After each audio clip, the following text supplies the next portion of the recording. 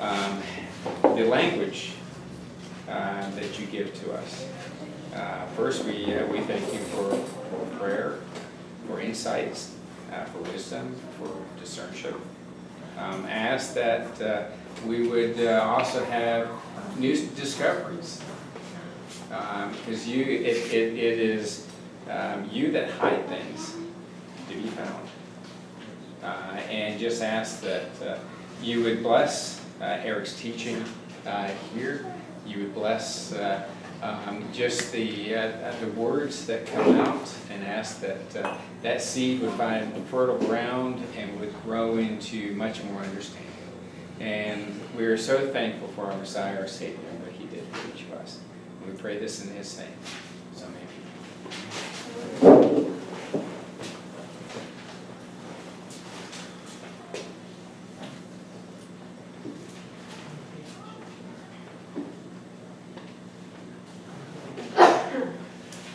Okay, so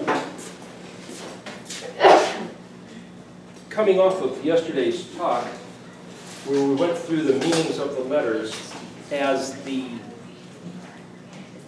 pictographic value of the letter shape. Here, so the camera doesn't have to go back and forth, and just because some people weren't here from yesterday, I'll just go through them kind of quickly. So, Aleph. The word aleph means ox. It also means taught, trained, and domesticated. Of the house, ox is the easily domesticated animal. So you have our letter A, Greek and Latin. You turn it upside down, anarchy. But also here's the ox head, the two horns and the ears, and it's kind of like this A shape. That's where that comes from. So aleph is an ox. This here is a whole other way of reading the letters, which is much more. These are actually part of the lyrics of a song that is called the Alphabet Song, the Alphabet Song, sung to the tune of Itsy Bitsy Spider. So, put this together back in 2011, and we'll go through it in a minute. But what I'm going to show you here is 3 different codes of the meanings of the letters to qualify or verify the stuff that we were talking about yesterday. So this is, you might say, subjective to a degree, in that if you really think about what the letters mean, I'll show you why these things fit, and then we're going to look at how it fits with Daniel 12 as a proof, and of something I think is pretty astounding. To go back to the meanings of the letters, I'll run through those real quick. So aleph literally means ox, and so the pictograph is the head of an ox. Now, just to say so you know why I'm making this point, there's 3 that I know of, 3 particular big shots in the world today that are scholastic maestros of the Semitic language. One is Michael Heiser, Christian, Michael Brown, who I think he's like a Messianic Jewish guy, I think, and then Miles Jones, who wrote a book called The Writing of God. Now, all 3 of these guys are highly regarded in the world today. You can see their videos on the internet, and they've got all this stuff going on. I'm not speaking ill of them, but from what I've seen on videos of hearing them say, and what I've read in Miles Jones's book, they completely deny this whole thing. No regard to the paleo, and Miles Jones, half a dozen times in this 300-page book, at least half a dozen times, he said, and I'm just telling you so that you know where we're at with this. I'm not trying to pull any fast ones on anybody. He said, because the commandment says, thou shalt not have any graven images, for Yahweh's finger to write in the tables of stone, that's engraving, and if the images are pictures of an ox head, that's a graven image, which is breaking his own commandment, which he wouldn't do. Therefore, when he wrote with his finger Hebrew letters, he eradicated all pictographic value. Well, I'm sitting here trying to show you the pictographic value, so that's completely opposite. And if he 6 times, pounds the table saying, this isn't, it can't be, it just simply, Yahweh wouldn't do this, and I'm saying, well, this is what he did, and it still stands. It's like, who are you going to believe? So, what I'm going to show you is that the pictures certainly represent the objects that the name of the letter is. Just is. Aleph means ox.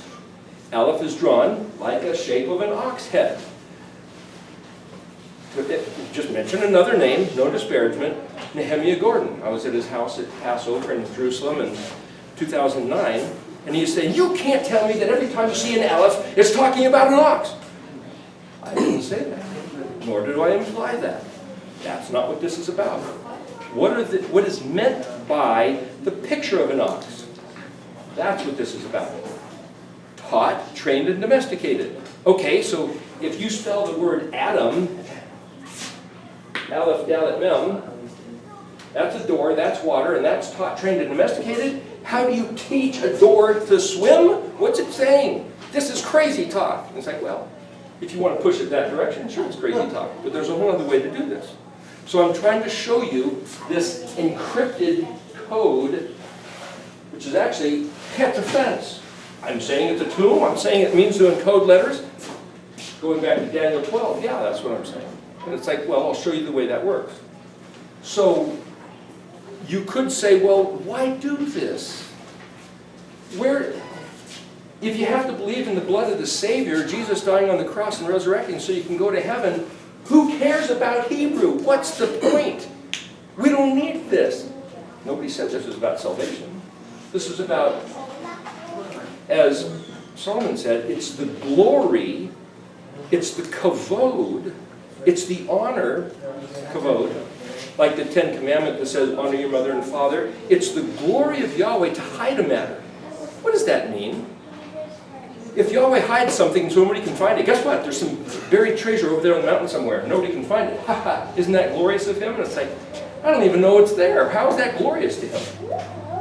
So you have to sit there and wrap your mind around this phrasing and say, but Solomon went on to say, it's the glory of kings to discover the matter. Kings? How many kings do we have? Well, there's the king of Spain, king of England, and there's presidents and prime ministers, but we don't have kings anymore. The word king is melech, mem, lamed, kaf. But mem, that literally the word king, if you stick an aleph in here, it's the word angel or messenger. Because the word lamed kaf is to you. And there's a parashah called lech lekah, which is lamed kaf, which means go, get out. It's the one where Abraham was told, get out of Ur and go to the land of Canaan. So lekah means to you. And if that means here, I'm giving something to you, that's the word lekah. But if I say you, go, you as a suffix, and lamed is the authority, the command, the get. So that's also lekah. So how do you read that? Well, mem as the prefix means the place of or away from, not the place of. It's both. But it also is the one who. So melech, if you look in the dictionary, also means the one who takes counsel. Where's the counsel? The letter Ayin speaks of counsel. Where's the counsel? Well, Yahweh gave us counsel. Here, this is for you. This is the Torah. That's our counsel. So the one who takes the counsel that he gave is the Melech. But Melech's translated king. I'm trying to show you how it's not just king, it's somebody who takes counsel. So who's the king? Somebody who is responsible for making a decision, and he goes, give me some facts. What am I dealing with here? Oh, the enemy's attacking. Really? What enemy's attacking? How big of an army? Oh, there's only 2 guys? Or no, they're not attacking. They're coming in peace. See that white flag? And it's like, so the king has to be the guy who takes in all this information, processes it, makes a determination, and then puts the entire nation at stake for his thinking. So when you elect a president or a congress, is this an educated guy? Somebody who's gone to school to learn the words? Is it a king? I'm trying to show you what's behind the words in Hebrew. There's all this other stuff going on. Well, then why should we bother with learning Hebrew? Somebody online just the other day was saying, where does he ever say we have to learn Hebrew? What's the point of all this? And it's like, because it's the glory of those who take his counsel to discover the matter. The interesting thing about the word to discover, there's a couple different words, but one of them is gimel lamed. Well, that's kind of like parts of a circle. And it means to roll. It's where you get the word Golgotha for head, and Goliath, which is the big head that David chopped off. Gilgal, the place where they went when they came to the land. And it means to go into exile. but it's also the picture of a revolving door. Did they have revolving doors back in those days? Maybe it's just having a pivot through a turnstile sort of thing, but the point is, if you look in the dictionary, there's some modern terminology, like the word Noah, like we were talking about, means to have an airplane descend coming in for a landing. They didn't have airplanes. Well, they might have if you look at the hieroglyphics, but the point is, some of the dictionary takes modern concepts, plugs them in, and whether or not they had them, it's pictures, it's pictographic. So the fact that each letter is a picture, a word is a compilation of pictures which forms a picture, and a sentence is a compilation of pictures made out of pictures which gives you another picture, and whether it's an idiom, which is like, the guy's in a pickle, what's that mean? Well, it's like the baseball game where you throw in the thing, or the guy's in a jam, I mean a bottle of preserved, it's like, they're sayings that are indigenous to the language. Colloquialisms. It's like, okay, so Hebrew's full of that stuff too. That's just how the language is built. And so if Yahuwah has built this language, and what I was proposing yesterday is that this language is not of human origin. It's Yahweh. It's the words of John 1:1. In the beginning was the Word, the Hebrew alphabet. And the Word was with him, but the letter bet is the prefix letter meaning with, and so if you study the word bet, it's the container. This is the words of the song. I'm jumping around, but I'm trying to show you that the way to study the language is not to say, Aleph is an ox, Bet is a house, Melech is king. It's like, okay, that's like being in kindergarten and you say, A is for apple, B is for bear, C is for cat. Now you might grow up for the rest of your life and every time you see the letter C, cat. But the letter C isn't a cat. It's the phonetic sound of the word that starts with C-A-T. What's that?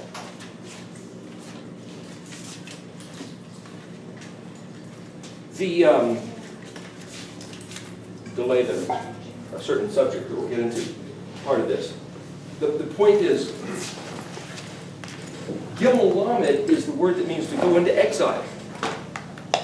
And it also means to discover or uncover. Why? Because when you went into exile, here you are behind the walls of your house, your city, your fort, your encampment. The enemy comes in, tears down the walls, takes off your armor, and quite often you were stripped naked, so you were humiliated and weakened and barefoot and dragged along like the Trail of Tears, what they did in this property a century and a half ago.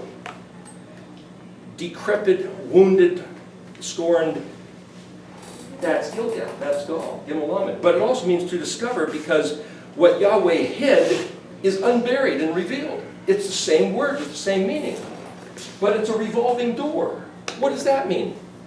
There's this picture all through Scripture, which the Christian church seems to have forgotten, the Jews still hold on to it, that though Yahweh had our enemies come in, rip everything off, take away all the blessings, impose the curse, drag us off into exile, and he scattered his people across the face of the earth, the revolving door is he's going to bring them back. So the Koreans on their flag have this symbol that a lot of people don't like, which is the yin-yang. It's like some people will be disgusted that I even mention those words because it's something pagan or idolatrous. It's like, it's a symbol with a meaning. It's a tav, a picture as a symbol with a meaning, which is not only a tav, which is an X, which is also an aleph vav tav, which is an oath, which is a sign, a symbol of something that carries a meaning. That's what the Hebrew letters are. So for me to say, this is a sprout, some people write the Zadi as that. Whether it's a line or a circle, it's something with something branching off. But some people also draw the letter nun as that, or like a fish or a minnow or a tadpole. And it's like, these two, if your pen blobs a little bit of ink or you're chipping out and all of a sudden it's like, well, is it a nun or a Zadi? And sometimes those letters are mistaken. This collection of letters is on purpose. That's a whole other explanation. But what I'm saying is, it's a sprout. Well, if I filled this in, well, that looks like a flag. It's the same picture. Something which has something waving off it, or something that's not just a stick. Well, that's a picture of Aaron's rod that budded. Remember the story in Exodus where Aaron had a dead stick and all the other leaders brought him and overnight it sprouted, leaf, blossomed, fruited. Picture of Zadi. If this is a tomb, 3 days and 3 nights later, Yeshua rose from the dead. Picture of Zadi. We went over that yesterday, stage. So what do these letters actually mean? Well, they're designed as pictures to elicit imagery in your mind. So for Miles Jones to say, Yahweh, when he wrote with his finger, did he write in modern flame, or did he write in paleo pictograph? Nobody knows. Isaac Moseson, great guy, read his book, hates the paleo. His book was Origin of Speeches. Wonderful book. Get the book. It's worth it. He talks about how the languages changed after Babel. But he hates the paleo. Disagrees with this completely. Get his book. Read his book. It's a great book. I'm encouraging you to, even though these guys disparage what I'm talking about, the point is, he was saying that it is believed by the Jews that when Yahweh wrote with his finger on the tables of stone, it was in modern Hebrew flame letters. This in the green here, that style. Or was it paleo? If you look at Charlton Heston playing Moshe, right, in the movie of the Exodus, he's holding up 10 Commandments. They're carved in paleo. In the Hollywood movie. So whoever it was that did all the research, even back then, believed that it was written in paleo. Well, then when did the letters ever change? You go back in history, and like I said, Isaac Moseson, and from what little I know of what the Jews believe, they believe that was Yahweh wrote with his finger flame letters on the tables of stone because it says he gave us a fiery Torah. That's one of the translations of a certain verse. Was it? I can't prove it. Nobody's found it. And remember, those tables of stone were put inside the Ark of the Covenant, so until that's discovered, like the Nazis and Raiders of the Lost Ark, they opened it up and their faces melted. Well, they can't even tell us what they saw, right? You have to wait until somebody gets a camera in there. The point is, we don't know, so everything's conjecture. But how come every single artifact that's older than 500 BC that anybody's ever found in the Middle East that I've ever heard of, every artifact is written in some form of paleo? After 500 BC, Ezra comes back from Babylon, and then Nehemiah came, and they rebuilt Jerusalem and all, and Ezra was the scribe, and he comes with Torah scrolls, teaching written in modern Hebrew. Okay, about 500 BC. So about 500 BC, just so you know, David was about 1000 BC, Moses was about 1500 BC, Abraham was about 2000 BC, so it's like, say, 500-year increments, just so you get a staging. And before Abraham, at 2000 BC, about 2500 BC, was the Tower of Babel, so 500-year increments. Tower of Babel, Abraham, Moshe, David, Daniel, Ezra, and then Yeshua, 2,000 years ago. Just to give you an overview of time. That's where we're at. A contemporary of Ezra is Daniel. Daniel, remember, is taken into captivity from Jerusalem when Babylon came in. Nebuchadnezzar took him over, Shadrach, Meshach, and Abednego, that whole thing. The last chapter of Daniel, Daniel 12.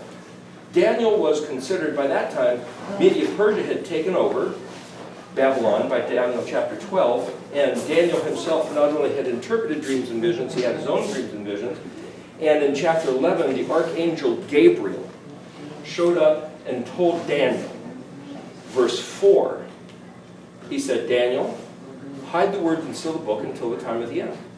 For many shall run to and fro, and knowledge shall increase. Okay, so the way I read that is the book of Enoch, and I think Jasher maybe, or Jubilees, talks about the archangels of heaven, but the only ones that I see mentioned in the text of what we call the scriptures, the Bible, is Gabriel and Michael. Michael, the prince of the people, and Gabriel. So the two big shots in heaven, Michael and Gabriel. And one of those guys comes up and speaks to one of the biggest big shots on the face of the earth that have ever walked the earth, Daniel. So you got Noah, Moshe, Abraham, Joseph, David, Daniel. I mean, he's in the top group of the most brilliant and beloved by Yahweh. He even said David was his friend Moses, saw face to face, Abraham and Daniel. I mean, this is an exclusive group of close favor with Yahweh. Even though he's no respecter of persons, it's like, well, then what's that about? I'm just saying, high regard of Daniel and high regard of Gabriel. And Gabriel now commissions Daniel to do something. Hide the words and seal the book. But it's the glory of Elohim to hide a matter. But in this case, he's commissioning and trusting and authorizing Daniel to be the vehicle or the tool or the one who then does the job.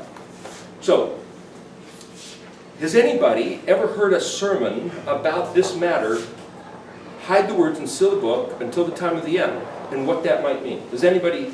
Yeah. Yeah? What have you heard? Well, I've heard some teachings from the Camp of Family Radio under Harold Camping, who you might have heard of. I've heard that name. He had attempted before he passed away to construct a biblical timeline of history of his own, in which I personally studied to disprove, where he placed the patriarchs before Abraham end to end. But one of the things that he calculated in was, in this time of history, Daniel 12 would come to pass. The seal will be taken off. What seal of what words? Specifically, both Old and New Testament, anything that is currently hidden or was hidden. Okay, so here's the thing. Based on that, Daniel was told by Gabriel, hide the words, seal the book.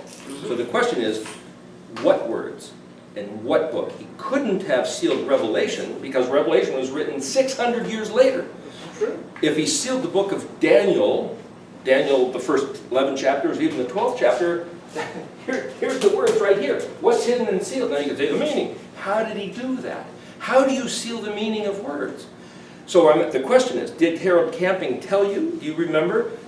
How did Daniel hide the words and how did he seal the book? Do you recall? His explanation is that mankind had their eyes withheld from beholding truth until a time, much like what happened to Pharaoh. Truth. What has truth got to do with either the word word or the word book?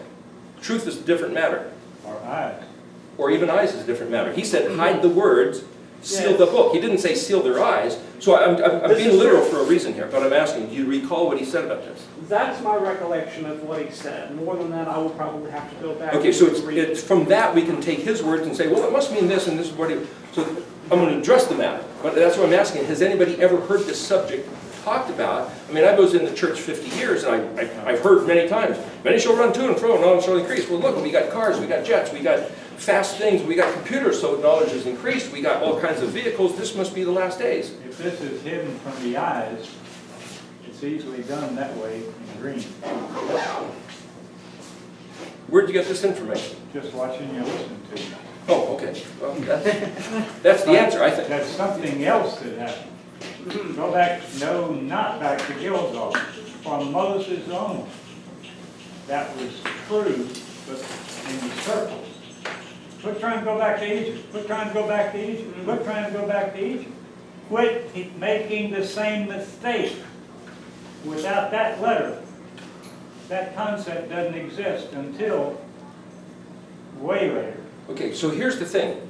The key to the whole problem is, I'm reading English words. Daniel was told to hide the words and seal the book. No, he wasn't.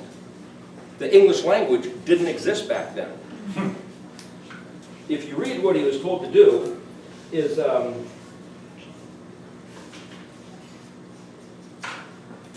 here, I'll write it so you can see what it says here. Running out of room already. Yeah. Hang on.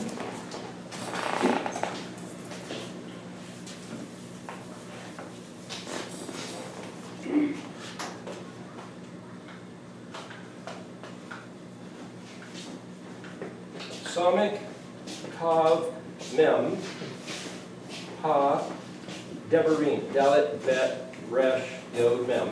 That's translated, hide the words, and, which is the letter Vav, Het Tav Mem, Het Tav Mem, Ha Sefer, Hey, Samik, Pei, Resh. Okay, that's Daniel 12:4. It's translated, hide, this is the word hide, and this is the word seal. Now, if you look up in the dictionary, you'll see that Samik Tav Mem is very similar to Samik Tav Resh, which is to make secret, hide, enclose, and make it so, it means also anonymous and of such vague general opinion that nobody knows where it came from or what it means. It's all just whatever. Well, this is a fence. This is an engineered structure, a somic, which is basically like the vine and branches. It's like a skeleton. It's like, change the skeleton. You've got a different animal. If you're an archaeologist, this is put it into a fence, tomb, a crypt, or encode it, so that it's like putting a lid on something that you can't get off until the time of Kufzadi. Well, Kufzadi is simply translated end, but if you put a yod, which just means he will, it suddenly means wake up. So if you understand the structure of the language, you can put different prefixes or suffixes. It doesn't change the root meaning of the word. So if he's saying end or wake up from what? Well, there's also this concept of the end of the curse. So that means that you're not just end or wake up, but you're set free from what? From the blindness imposed on mankind. And why was the imposed on mankind? Because Yahweh said, Leviticus 23 and Deuteronomy 28, if you guys don't listen to my voice and do what I say, or if you have a stiff heart, a rejection heart, whatever, casual disregard, then the curse upon you is going to be a mirrored reflection, amped up 7 times, of your own attitude.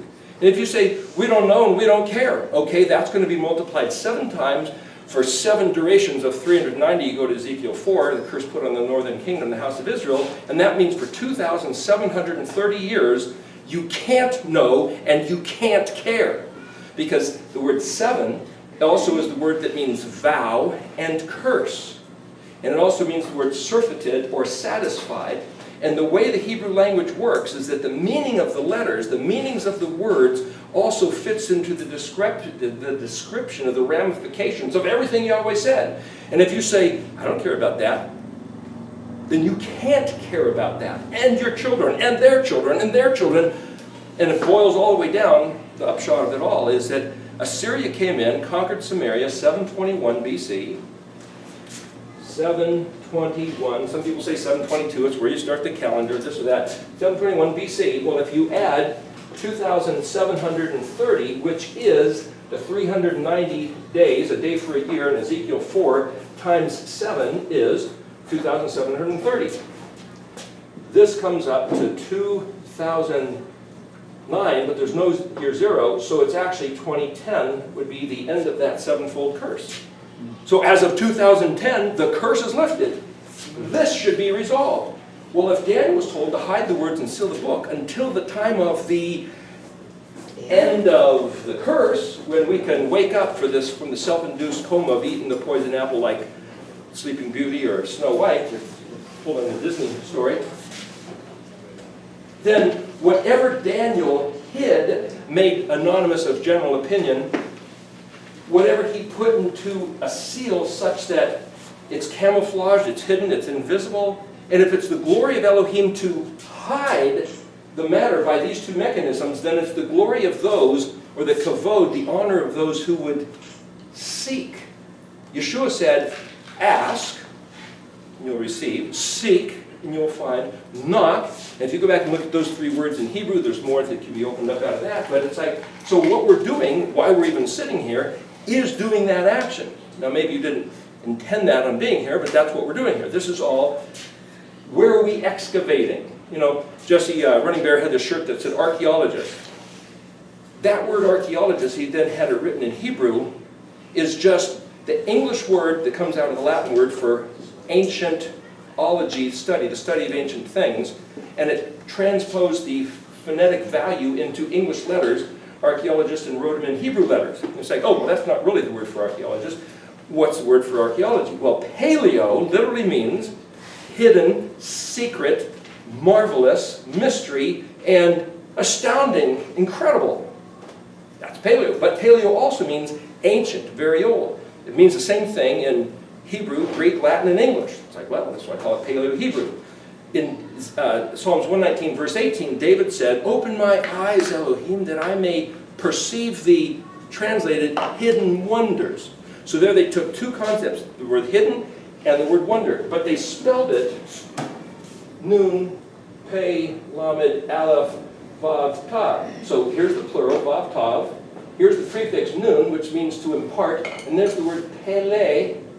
So Peleo, that's the word pronounced paleo. People call it Nephilim. That's where you get the word Nephal, is like where you get the word Nephilim, or that thing which is fallen. So the ancient, wonderful, grand things like understanding the letters that fell like the Nephilim, and now we're left in bewildered darkness until the end of the curse. It's like, well, wait a minute. I'm proposing to you that this particular study of the meanings of these words, which is to the glory of Elohim, which is his personal identity, embedded within the Hebrew alphabet of that very first word in John 1:1, that is the Messiah dressed up in this identity as a human being, the Word made flesh. So this very study of these letters is the discovery, the unveiling, the Gimel Lama, the turning of the turnstile, the revolving door of coming back to the very thing that Gabriel commissioned Daniel to hide.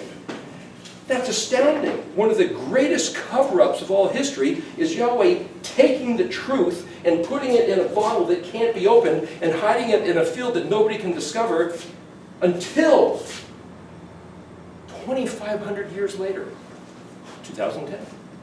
And here we are, 10 years after. And what was the curse? The curse was, About? hide the words in the seal of the book until the time of the end. No. What caused them to be cursed?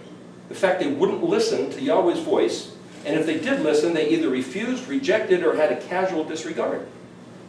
And so that brought on the curse. And they went after other deities, Elohim Achrim is the term, gods of others or other gods, into idolatry, or appropriating things that weren't true, weren't so, that's a phrase from another verse. They appropriated things that were not so to Yahuwah. Well, how do you do that? Christmas and Easter, Sunday, that's not his stuff. Oh, but we're going to pretend it is. You're attributing things that are not so to him who already gave us the testimony of what is so. So the very action that our ancient forefathers got in trouble for, we are doing today. We culturally, the us of America, British, Roman, Christian, human. Educated world. The educated world at large. So, fortunately, there's other words that are embedded that says, Jeremiah 31. Somebody have the Bible open? Want to read Jeremiah 31, part of it? It's him telling us what to do. If you look at verse 14 through 21. Jeremiah 31. Somebody want to read it? And we'll go over this. It's a little bit distracting, but it's also right. The heart of this is right there in the middle. Huh? What verses again? Jeremiah 31, starting at verse 14. 14 through 22. All right. What's that? This is King James Version. 13. Okay. Go ahead. All right. No, I'm going to interrupt you from place to place, but go ahead and just start reading so everybody can hear and it gets on the camera. Okay. Now this is King James Version again. That's what I got. That's fine. Now will say the soul of the priests. No, next. Sorry, verse before that. Then shall the virgin rejoice in the dance, both young men and Wait a old minute. together. Wait a minute. That's something's wrong with that, what you got there. 31, 13. Jeremiah 31, verse 14. Thus said Yahuwah, a voice is heard on high. Okay, in King James that's verse 15. Okay, just so you know, just for the record, good point. Okay. That's the difference Tanakh, in the Jewish translation. version has a dislocation of verse numbers. And so when I make references for on the video, whenever I make references to chapter and verse, it's according to Stone's Tanakh, not King James. And so either what? Why is it? What's that got to do with it? It's like that's where that comes from. Right, that's why I wanted to preface Okay, go before I ahead. started reading. This is going to be different. Okay, read in slower and a little clearer. All right. Good. Thus saith the Lord, a voice was heard in Ramah, lamentation and bitter weeping. Rachel, weeping for her children, refused to be comforted. Now wait a minute. Rachel weeping for her children. Rachel was Jacob's wife. She had 2 children, Joseph and Benjamin. She died in childbirth with Benjamin. Right. How could she be weeping for her children? A voice is heard on high in the heavens. Rachel weeping for her children. Rachel's dead and buried. What's he talking about? That was 1,000 years before Jeremiah. Okay, so I'm just saying, you start to read this text and you go, what am I reading? There's a guy, just for what it's worth, Rabbi David Foreman, Aleph Beta, YouTube. He has a site. He brought attention to this that somebody showed me at Sukkot a number of years ago, and it's like, wow, this is amazing. Rabbi David Foreman giving us insight as to what's going on that I've never heard before. He's a Jew, he's a rabbi. Some people don't want to listen to the voice of the rabbis. And it's like, every once in a while they might have something interesting to hear. This is one of them, but go ahead. We'll elaborate in a few minutes.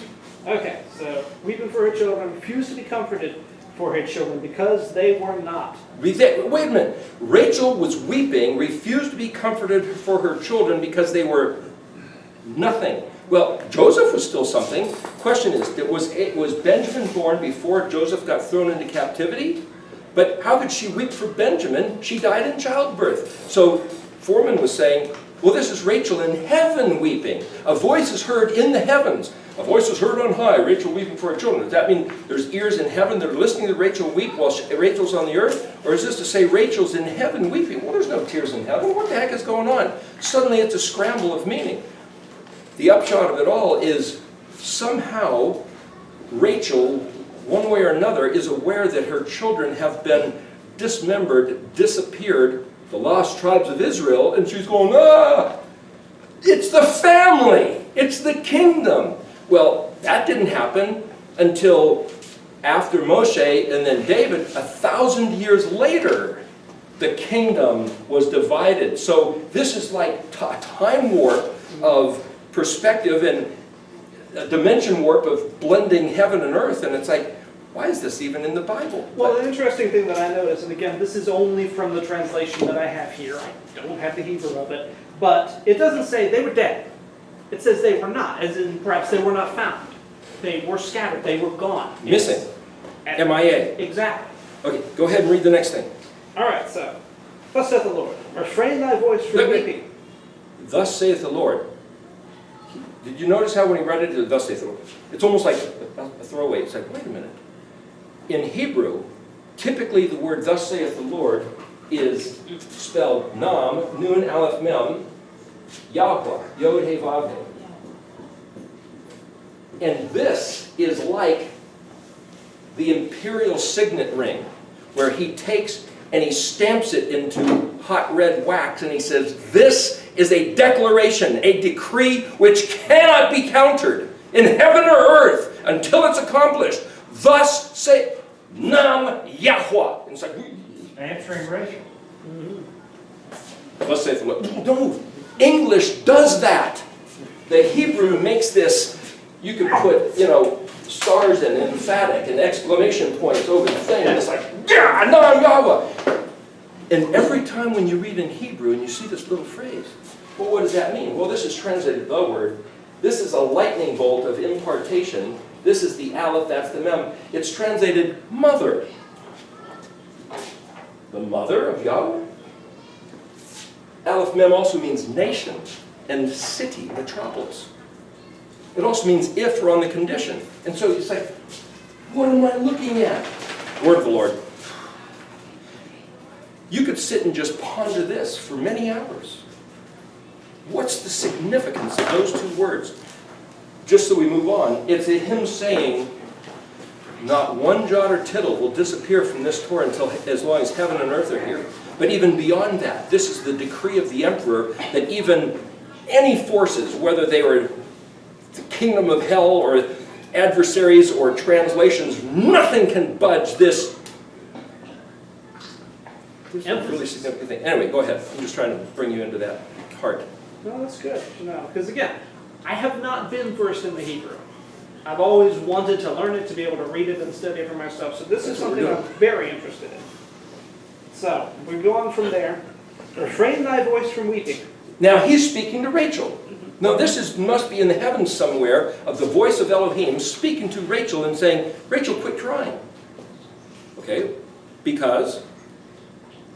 For thy work shall be rewarded. Thy work shall be rewarded. Now this is where David Foreman brought up and he says, what work did Rachel accomplish? Does anybody know? Wailing and birth giving. Is that all? You'll be rewarded for the work you accomplished. Well, she gave birth to two sons. And she wailed, she cried. Was that her job? Was that her work? It's like, and David Foreman brought up, he's saying, there's not much of the story of Rachel. Remember, she stole her father's teraphim, idols, and she sat on them and said, gee, I'm on my period, and so I can't get up. And it's like, okay, and Jacob said, a curse upon whoever stole him. And it's like, yeah, Jacob cursed his own wife, which is perhaps why she died in childbirth, giving birth to Benjamin, because she lied about swiping it, and Jacob didn't know. And it's like, oh man, we've got to be careful of the words out of our mouths. But the point is, there's one other story about Rachel, and this is what Foreman brings up. He said, remember, go back in the family history that David loved Rachel, worked 7 years, he was supposed to marry her, and all of a sudden, somebody grabs her, stuffs her in a closet, bound and gagged, and sticks Leah there with a veil over her face, and David didn't know. They might have been twins, or well, why didn't Jacob know? But he ends up marrying Leah, and maybe they get him drunk on the wedding night, and he didn't realize till the next morning. He's like, yeah, Leah, how'd she get here? And it's like, hey, you know. But Foreman says, hey, perhaps Rachel went along with it for some reason of honor and family dignity, and it's all surmising. But the point is, these two girls were at odds with each other for the next 20 years. You know, Leah had all these children, and then the handmaid and the other handmaid, Zilpah and Bilhah, and then Reuben, I believe it was, found these mandrakes, which was like this fertility, not exactly an aphrodisiac, but a fertility thing. And Rachel wanted it, and Leah just, that's it, I've had enough. You took my husband, he took his attention, his love. It's like, and all of a sudden Rachel goes, tell you what, I'll buy it. I'll buy it from you. You can have Jacob tonight, and we'll trade. And what it's like, what's going on? What David Foreman was saying is, Rachel figured out how to balance the scales of conflict between her and her sister by that negotiation. And then, in the rest of that verse, the word is spelled Yod Shin, Shin Kaf Resh. And there is this balancing of getting what is due, and that event, Leah got pregnant again with Issachar. Well, that spells Issachar, but in the English translation, they don't tell you it's Issachar. And somebody says, come on, that's just the rabbis. And it's like, come on, quit kicking the rabbis around. They at least study these words. The point is, in the text, I have found a reward for my wrestling. The word Issachar means something. And so what Rachel did is she figured out this maneuver by which to resolve the conflict between the two households of essentially the 12 tribes of Israel. That's what we're doing by studying this language. Looking back at the Torah. Resolving the conflict between the two houses of Israel, which hasn't been done in nearly 3,000 years, which we'll get to in just a moment. Okay, read the next thing. What I'm saying is, we are, by having this study, Torah study, keeping Sukkot, gosh, we're running out of time. Anyway, go ahead. All right, so the end here we have, and they shall come again from the land of the enemy. They will come again from the land of the enemy. So now Yahweh's saying, they're not dead. They've been scattered across the face of the earth. So now he's giving references to what's happening. Go ahead. Let's see. And there is hope in thine end. What? There is hope in thine end. In other words, have the expectation. The same word is het kaf, which means to fish with a hook, or to wait, or expect. The word tikva is hope, a different word, kufav, but it means hold in your heart and project as a vision this promise I'm making to you, that your end will be positive, good, and something to look forward to, which is a different eschatology, which is what the point of this is all about, saying for people to tell us of what's in front of us is the tribulation, the Antichrist, the man of sin, the devil incarnate, the 666, the NWO taken over. It's like, that's no hope for our end. But this voice and others, many others that I can show you in the scripture, says Yahweh is telling, not the Jews, Rachel, the house of Ephraim, the lost 10 tribes, northern kingdom of Israel that got dispersed, there is hope for a future because I said so, Nam Yahweh. And if we don't know it, we're going to be defeated with fear and despair, and we haven't even got into the engagement yet. This is an incredible statement. Okay, go ahead and read the next thing. Well, the next thing is, once again, saith the Lord. Nam Yahweh. And this is 3 times in just these couple of verses that I've read. Bam, bam, bam, exclamation points, signet ring, boom, boom, and we go, oh, thus saith the Lord. What? Okay, go ahead.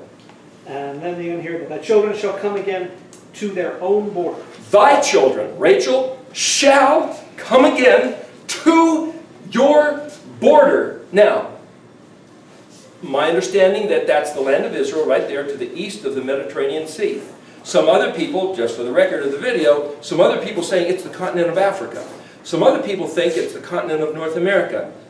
Either way, we have to identify, like, gee, what's the right calendar? But he said, I'm going to return the Gimel Lamed, the exile, that they will come back to the land from whence they came. Now, we got to figure out what land that is, but for the sake of just conversing about this, let's suggest it's the land of Israel, that place over there to the east of the Mediterranean Sea. And if that's the case, this land is not our final destination. A particular, whichever generation, just like the Trail of Tears evacuated the Cherokee and other tribes from this area in Georgia to Oklahoma, Yahweh scattered his people across the face of the earth, and he's going to take them back. So it's the reversal of the Trail of Tears. This should be the trail of rejoicing and great exultation when this happens. But Yahweh said, it will happen. Now some people, a guy wrote a book in the 1980s called The Second Exodus, and in that book he says, it's already happened. What happened in the 1980s was a great airlift taking people from Russia back to Israel, taking people from Ethiopia and various other countries, coming back to the land of Israel. And he said, oh, it's already happened. It's like, something's wrong. My brother was showing me, he said, oh yeah, he took every verse, everything, so yep, been done, been done, been done. Let's look forward to another prophecy. Said, wait a minute, this is not what my expectation of this prophecy is. And as you read a few more verses, we'll get into why, but I'm saying, so now there's a disagreement.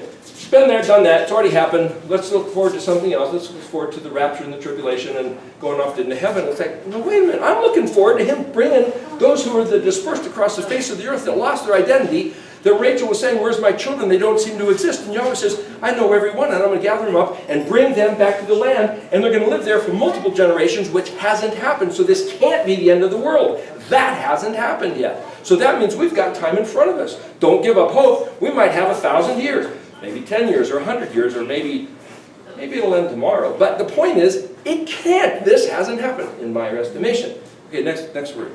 All right, next we go. I have surely heard Ephraim bemoaning himself.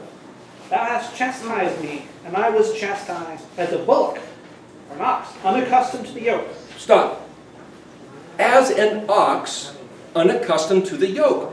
We just said the word aleph means ox, or taught, trained, and domesticated. We of Israel are supposed to be taught, trained, and domesticated of the house of Yahweh, knowing the rules of the house, the customs, the traditions, the way it operates here. And Ephraim said, there's another one says, after my returning I regretted. And it's like the same word for shuv, or shin bet, like the word Shabbat, literally means rebellion.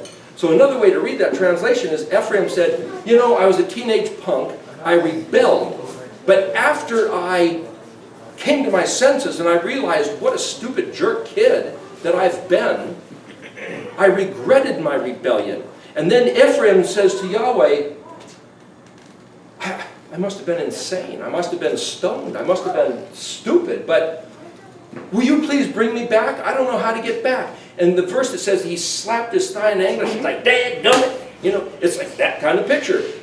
And Yahweh said, I hear Ephraim moaning. Well, Ephraim is moaning, why? Because Ephraim comes to his senses. The lost 10 tribes, not the Jews, the northern kingdom, the lost 10 tribes, the sons of Rachel. And he goes, I don't even know how to get back. It's a picture of Dorothy being lost. And she says, I just want to get home to Kansas. Oh, don't you know? You got the gold, the ruby slippers on. Don't you know? Go back to the Torah. There's it. It's right there.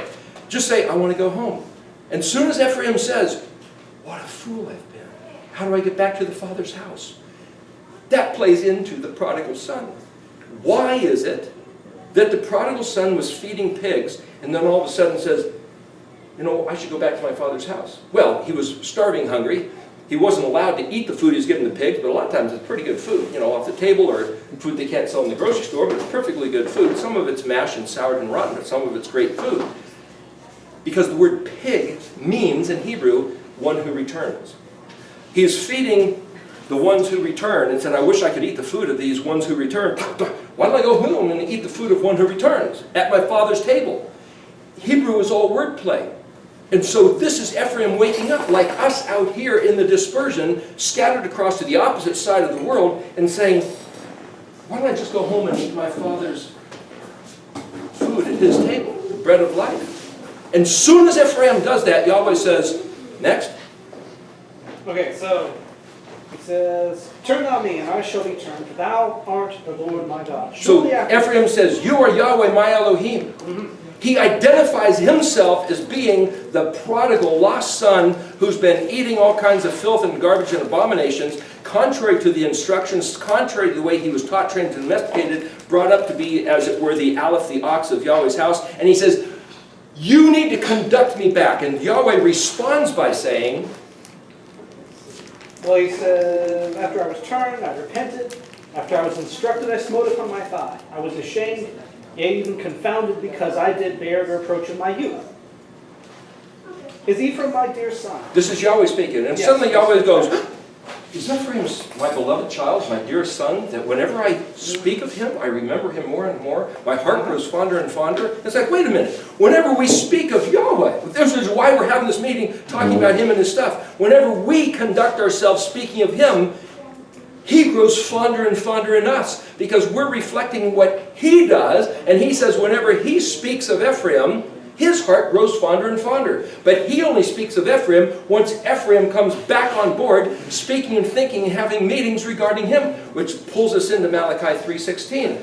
Then they who had a fear, a regard, a yirah of Yahweh, got together amongst themselves and spoke of him and studied and opened the books and started conversing about Yahweh. And Yahweh said, quick, grab a scroll, put it next to me, and write the names of those who think about my name. And on the day that I reveal my greatest treasure, though heaven is my throne and earth is my footstool and everything is mine, my greatest treasure is these men, these people who will regard my stuff.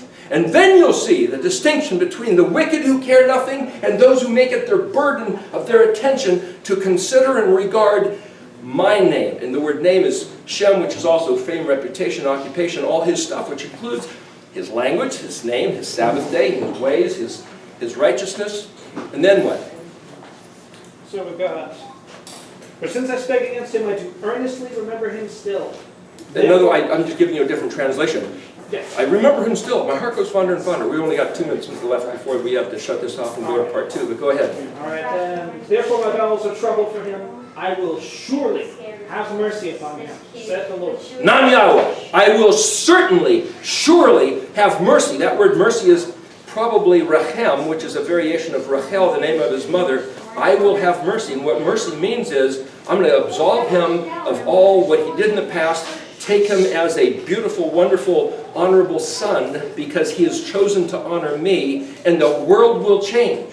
But this isn't taught, that this could even happen. What I'm saying is that the prodigal son story isn't the end, it's the middle. And what's in front of us is what happens next. And what he says to Ephraim, in the next phrase he said, make road markers for yourself, like stepping stones, like billboards along the highway, to conduct your heart on the path it should be walking on. These alphabet letters are like stepping stones of the path, the Yashar Derek. Derek is the way, the mode, the custom, the manner that you're supposed to be walking. The word walking is halakah, which instead of mem lamed kaf, it's hey lamed kaf, which is the same as like the word melech is mem lamed kaf, same word. And the point is, the way we should be walking is written out in these letters, and if you learn the language and study the spelling of these words, it will conduct your heart. And so one reason for the Shields project that I wrote about, and these shield things, is because the word for Zion means, it's a derivative word of a large shield, like a billboard. The word Zion is to plant a flag, to put up a big monument, or stepping stones. And Yahweh says, oh, you want to come back? You want me to conduct you back to my house? You do this for yourself. Make stepping stones, make billboard, make highway markers. Conduct your heart according to the way that you were instructed to walk, according to my Torah, my lamed kaf, or the lameting of my kaf, the lines of instruction like an open hand. And so the idea of coming back, which we'll have to get to in part 2 here for 1 more hour, of going back through looking at what all these letters means, is the act of us doing Jeremiah 31, what verse? Is it 23? This is up to 21. 21. Well, King James versus 10. Yeah, and then okay, but we're going to have to stop because we're at the end of this. we'll get into part 2. This is Jeremiah 31. That's a prophecy for the future. The future is now. Daniel 12, Gabriel told him to hide the words and seal the book until the time. That time is now. After 2010, what we're doing here, sitting here, Sukkot, is the fulfilling of those 2 prophecies which will change the world that the rest of the world knows nothing about and seems to have completely ignored, forgotten, or didn't even know exist. We're going to stop and go to part 2 in just a second.